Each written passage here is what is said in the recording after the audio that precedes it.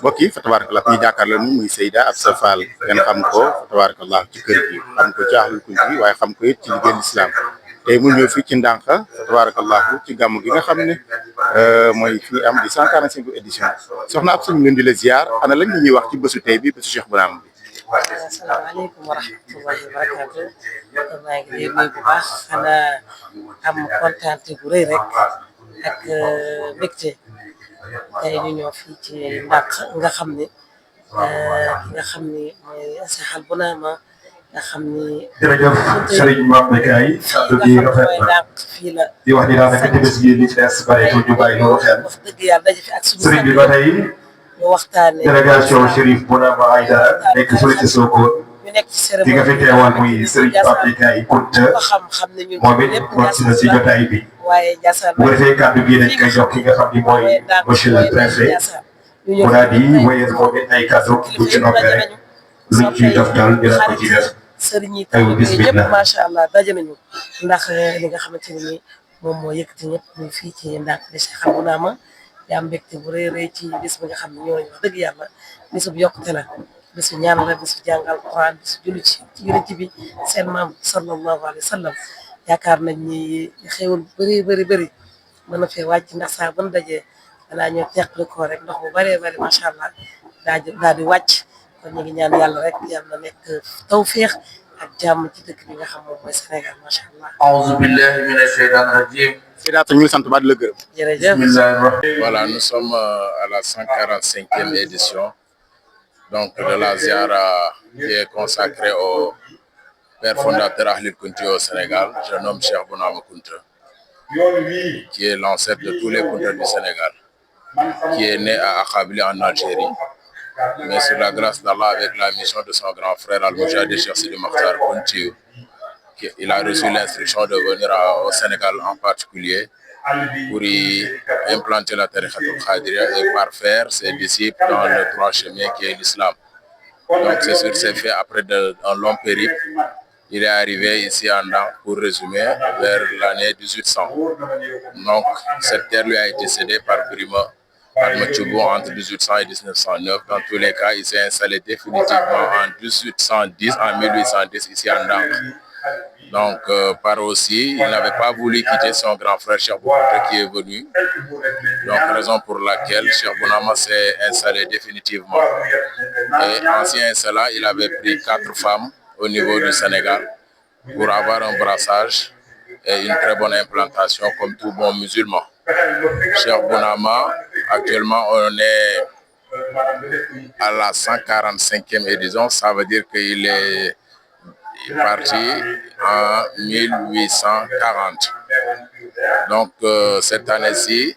cet événement est célébré sous le magistère de Cheikh Sidi Mokhtar Al-Kunti,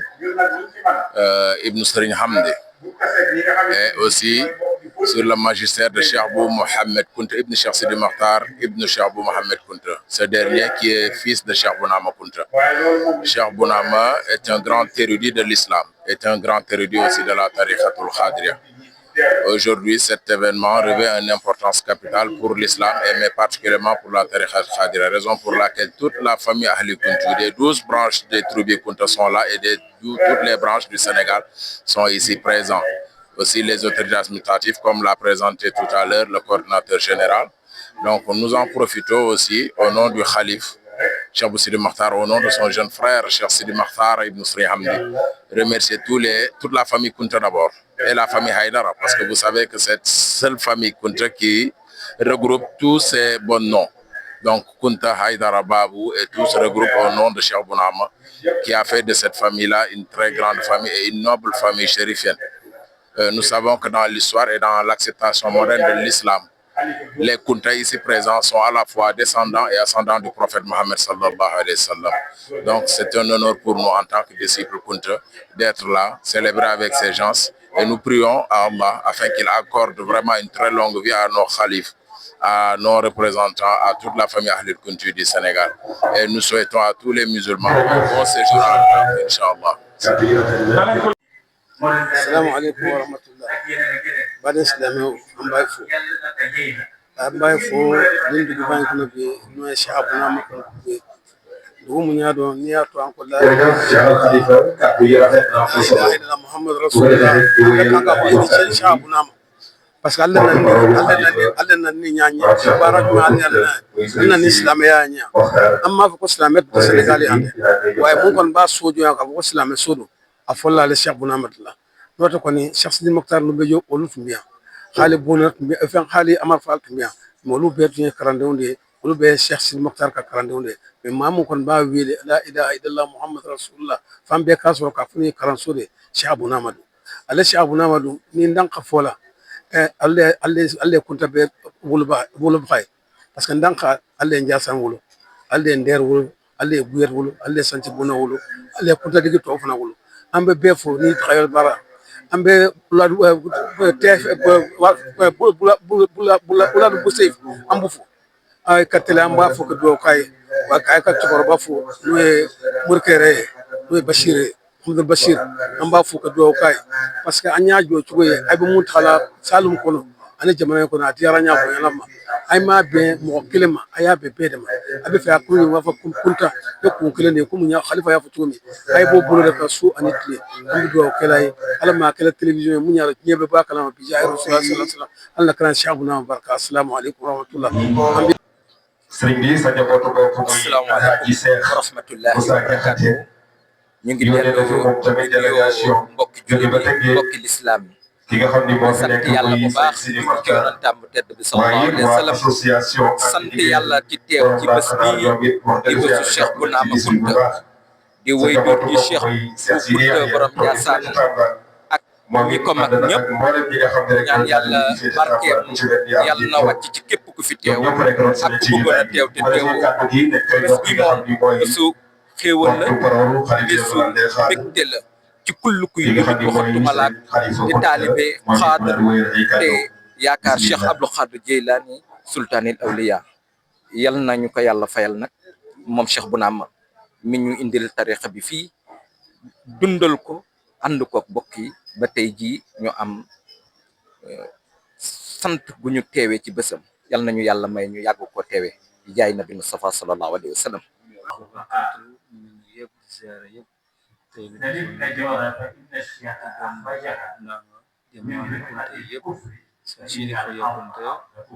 formé na délégation boo xamante ne nii moom moo ko jiite ànd ko ak ay rakkam ànd ko ay kilifay taalibe di góor ak jigéen ñu teewee li nga xamante ne nii mooy suñu bisu maam bi maam Cheikh Bunama Kunta muy bés bu maam ndax bés boo xamante ne nii suñu maam Cheikh Sidi Cheikh Bunama Kunta lañ ci fàttalikoo muy ki nga xamante ni moom lañ mboolem ahlu Kunti fii ci Sénégal fépp fi dëkk Kunta nekk ci Sénégal tey fii la sokkee ko ñooñ ñëpp nag wuyu si nañu seen woote maam bi nga xamante ni mooy woote maam Cheikh Bunama Kunta ngir solo bi bis bi am di wut di taataan di wut barke di sakku moom ki fi indi lépp mooy ki looloo indi Cheikh Sidi Kouya Kunta al Khalifa ak mbooloo mi mu àndal ak keneen ku dul Cheikh Sidi Kouya Kunta wasalaamu aleykum wa rahmatullahi wa barakatuh mbokk yi ku ñu jàkkaarloo nii mooy Cheikh Al Khalifa Daffé nga xam ne fa tabarakallah lépp luy zikrullah ci wàllu ndànk moo ko yor doon ne ko ci waajuram Cheikh Pape Sidi Daffé Cheikh Al Khalifa tey ñu ñëw si bés bi nga xam ne fa tabarakallah sa maam la woon ak Cheikh Bunama tey ñëw si bés bi ana tey la ngeen ñu wax si bés bi. waaw jërë ngeen jëf mbokki téléspectateur yu Al Bousayfi TV ñu leen di nuyu ku si nekk turam ak santam di leen ziara ci bisu tedd bi di bisu maam Cheikh Bunama muy gàmmu ndànk di 145e édition ci ndigalu Serigne bi Cheikh Sidi Mokhtar Kunta sunu maam Serigne Amdi mu maam Khalifa mu maam Cheikh Bunama waaye bis bi liñ la ci mën a wax mooy bis la boo xamante ni bisu faj aajo la waaye bis la boo xamante ni bis la bu am réussite ndax gis nga ñu ngi nii ci cérémonie officielle bi macha allah lépp mat na lépp loo xamante ni rek maanaam liggéey woon nañ ko ak askan wi lépp mat na ci ndigalu coordonnateur ak porte parole ñoom ñëpp def nañ ci ay jéego yoo xamante ni wax dëgg yàlla mbooleem lu représentant état digga woon mën nañ ne mat na li ci des nag mooy sunu yoon wi ñuy lancer un appel je lance un appel solennel à monsieur le président de la République, monsieur Bassirou Diomaye Faye, et son premier ministre Al-Amin Lo, le ministre des infrastructures monsieur Déthié Fall. ñu leen di lancer appel boo xamante ni leen wax ni yoonu ndànk jot nañu defar ko ndax un tronçon de 6 kilomètres wax dëgg yàlla daal ñu sanc ko depuis 1809 ba léegi amul goudron rang-rang moo fi am loolu wax dëgg yàlla loolu nekk na loo xamante ni ñu ngi koy metti pour ñun ñëpp wax lu kunti ndax boo nee maam Cheikh Bounama da ngay wax kunti yëpp Sénégal ndax mooy seen maam li ngi fii ndànk tëdd en 1840 boobu ba léegi yoonam wii mën nañ ni baaxul bu pèlerin yi di gàmmu si lu ne la ñuy daj wallahi lu ne la ñuy daj kon ñi ngi laaj lancer un appel à monsieur le président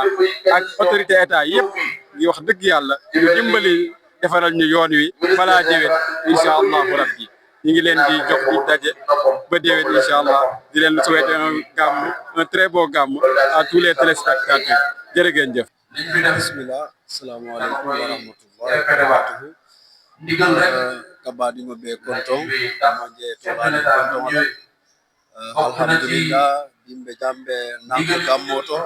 ni na khalifa nata Cheikh Sidou Kouya Kunta membe kerlamin khalifa yala ana doma Boubacar Kunta ni kerlamin ko be ni muso ni ke ba be ni fonni ko be nata ndank gammoto jam gammoto alhamdulillah gammo digata mashallah be ala dani la jari sallallahu alaihi ma be di jari ta ala kilaji ma ko mo kala sallallahu alaihi wasallam mari man sallallahu alaihi wasallam fe ngalo ko le aku be lari ani fem fere ni ngalo ko le be lari mari man sallallahu kunya be so ka Sénégal mol be konton kay bala ka sëñ Bass konton yalla ma jàpp wala dimba yalla yombal seen liggéey Cheikh Baye Wulu be konton na la dimba be ak ko xol be assalamu alaykum mbokk yi kii fa tabarakallah mooy Cheikh Sidi Yahya Kunta jóge Tamba nga xam ne mboolem daayira yi fa nekk moo ko jiite taxawu ko Cheikh Sidi Yahya ana loo yëg ci bés bi tey. auzu billahi min shaytaani rajim bismillahir rahmanir rahim ginnaaw bu ñu sant yàlla julli ci Seydina Muhammad sallallahu alayhi wa sallam ñi ngi nuyu mbokki taalibe yi ak mbokki dëkkandoo yëpp ak mbokki kilifa yi fi nekk yëpp ci ndigalu suñu waajur di Cheikh Sidi Mokhtar Kunta mi nga xam ne tey jii moo fi toogal xalifa maam Cheikh Ibrahima Kunta di bis bu rëy boo xamante ni képp koo xamante ni yaa ngi nawloo Ahlu Kunti yu rek jóge nga ci béréb ba nga nekk ñëw bokkoog ñun bis bi te ñun bis bi rek la ñu am muy bisu maam Cheikh Ibrahima Kunta bi nga xam ne tey jii Sénégal fu ñu fiy wax njabootu Kunta moom moo nekk sa maam maanaam jógee Algérie ñëw fi depuis 1800 mu sanc dëkk bi maam nekk njabootu Ahlu Kunti yëpp maanaam cosaanam nekk Algérie ñoo toog fii ci ndànk di fi liggéeyal maamam Cheikh Sidi Mokhtar Kunta waaye di fi liggéeyal maamam Seydina Muhammad sallallahu alayhi wa sallam ba muy ñëw nag maam yàgg fi lool waaye li ko taxoon a jóg moom mu ñëw jël si magam bi wax ni Cheikh bu yàlla def ni mu génn fi àdduna ba mu génn àdduna nag mu ni kon dootul demati fenn fii lay toog ci ndànk Kajoor maam eggale fi liggéeyam bi nga xam ni moom la Seydina Muhammad doon def yàlla def na nag mu koy doxal di ko doxal ba moom it tamit mu génn fi àdduna ay njabootam yëpp nekk wali toog fi yoreel ko jotaay boobu di ko doxal ba tey jii mu ñëw ci sëtaat yi nga xam ne mooy Cheikh Sidi Mokhtar Kunta tooge fi ñun nag ñu toogee Tamba ànd ak njabootu Tamba yëpp ak région Tamba yëpp ñëw ci bis bi nag bu ko gis xam ni njabootu Ahlu Kunti yëpp ñu ngi fi muy fukki xabla yi ak ñaari waaye njabootu Aydara itam ñu ngi fi di ziar ñëpp di ñaan yàlla yal nañ ko fekk ay at ci barke alxuraan kariim barke Seydina sallallahu alayhi wa sallam